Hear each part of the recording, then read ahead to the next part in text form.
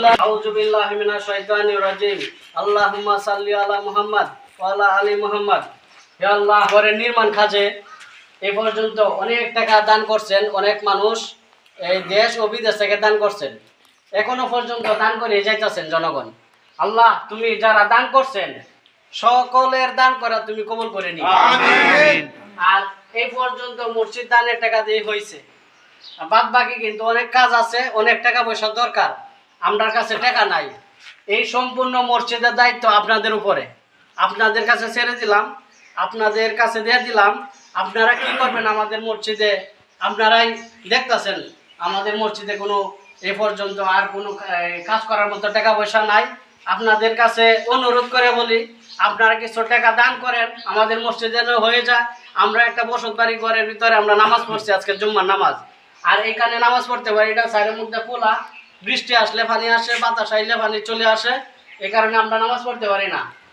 এই তায়ের কাজ আছে, গ্লাসের কাজ আছে, ঠিক আছে? আপনারা দয়া করিয়া অল্প অল্প টাকাতে মসজিদটা আমরা কমপ্লিট করে দেন।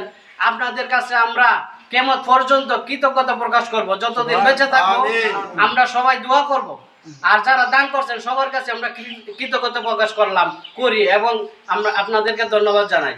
আর এখন আমাদের এক ভাই ঢাকা থাকে চাকরিজীবী জনাব মোহাম্মদ এনায়েত সাহেব, ব্যবসায়ী, তিনি কিছু টাকা দান করছেন, সকলে বলি আলহামদুলিল্লাহ।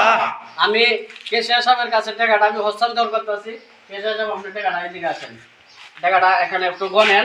উনি টাকাটা দান করছেন আমাদের মসজিদের কাজে।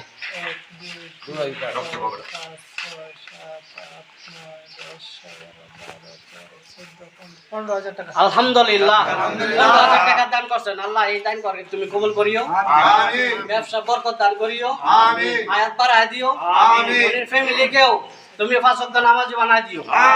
এই পর্যন্ত যারা দান করছেন সকলকে তুমি হেফাজতে রাখিও। আর যারা দান করবেন বলতেছেন, করে ফেলান, আমরা মসজিদে হয়ে যাক। আপনাদের কাছে অনুরোধ, আপনাদের কাছে আমরা একেবারে ভিক্ষা চাই, 2 হাত করে আপনার কাছে ভিক্ষা চাই, আপনারা কিছু টাকা দান করেন।